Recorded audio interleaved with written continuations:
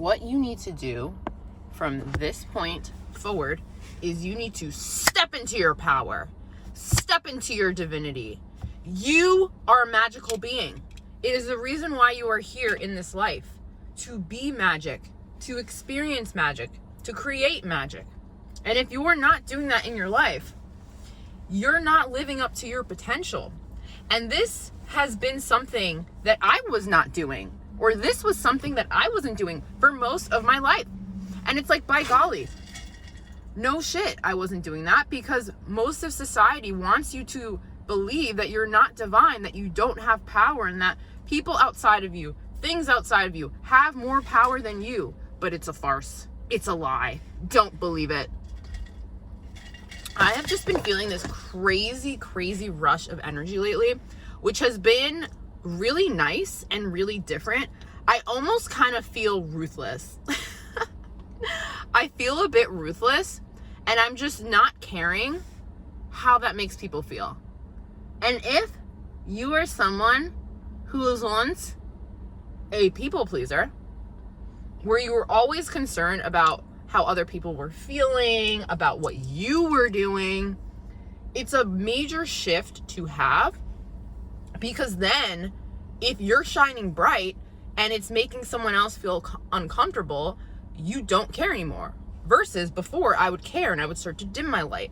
And dimming your light is literally one of the worst things that you could possibly do, because 9 times out of 10, other people aren't going to do it for you. They want you to dim your light so that they can shine, but they're not going to shine a light on you because you dimmed your light for them.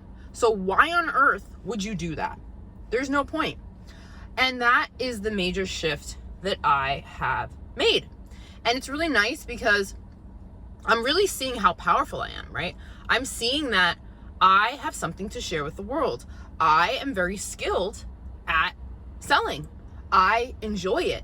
I can do so much, and there's so much to me that I guess I just didn't see for so long because I had such low self-esteem. But now my self-esteem is on 10, and I think it can get to 100. Shit, I believe it could get to 1,000. But I'm seeing how this threatens a lot of people. And I am really just staying in my own lane. I'm really not talking to people about anything. Like, I just think my work is speaking for itself, and I'm moving forward. And I have my whole ritual that I do in the morning that I speak of on here. By the way, my name is Sydney. I talk about self-development, self-concept, personal growth, self-transformation, because we all have the power within to change our lives, to change ourselves. But it starts by recognizing you, okay? Because until you recognize you and how special and how amazing and how unique you are, it's going to be very difficult for you to step into your power and actually live the life that you truly want to live. And I've had to really peel back all these layers for many years, but it feels like all of this is coming to a point where I'm just walking in it, and it feels really nice.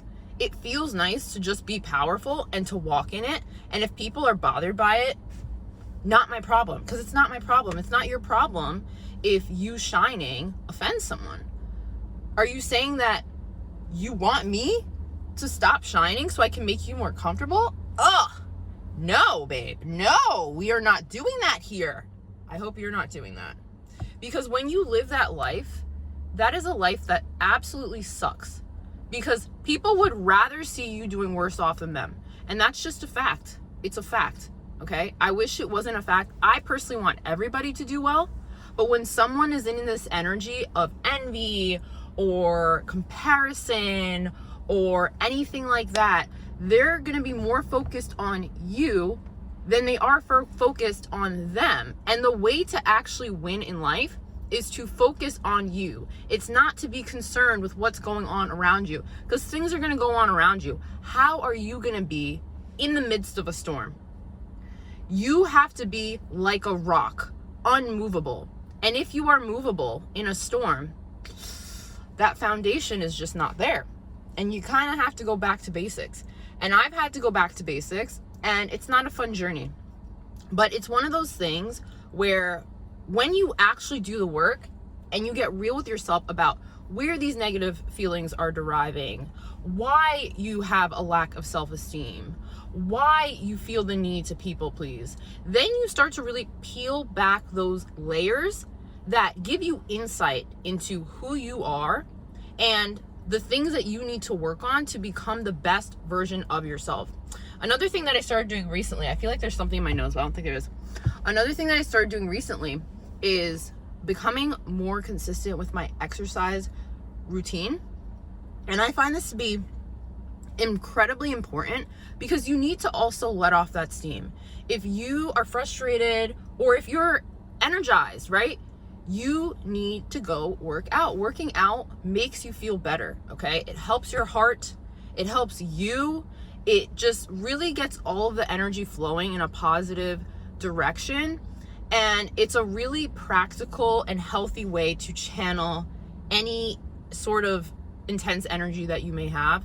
And I did this really awesome interval workout on the treadmill yesterday where I walked for about like 65 minutes on the treadmill, and I would oscillate between these different inclines. And I did 2 stints where I just sprinted on like 8.1, 8.2 for about like 3.5 minutes each. So the entire workout ended up being around, I want to say like 4 miles.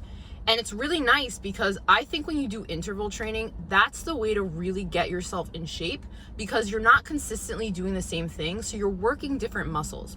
And if you think about that with your health, how can you introduce intervals into your life, right?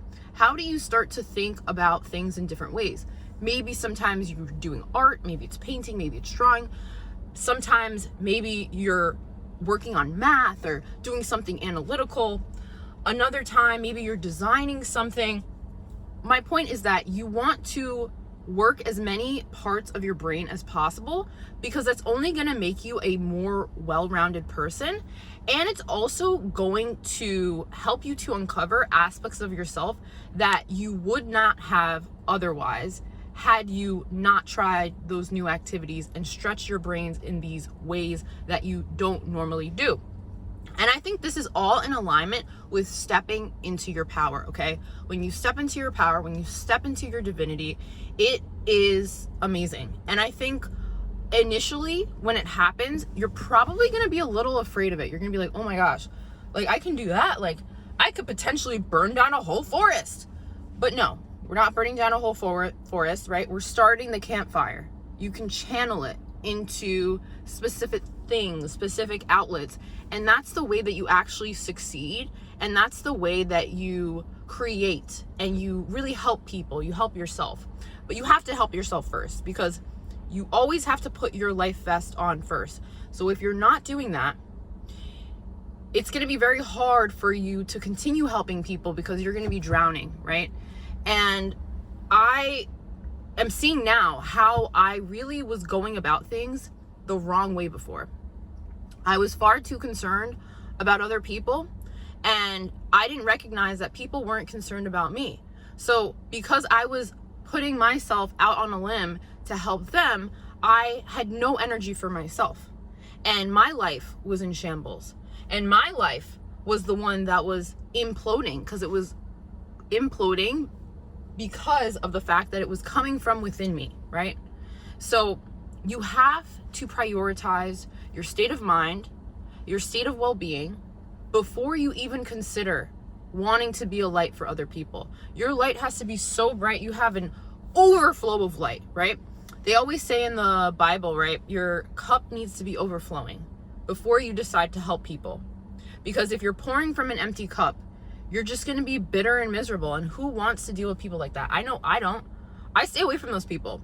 And like I was saying in my video yesterday, maybe that's a little mean. Maybe it is. But I really don't care because that's not my responsibility. If someone's not taking care of their internal world and it's seen out in the open and I'm supposed to feel bad, I'm not going to do it. I refuse to go down to that level. I refuse to go down to that level.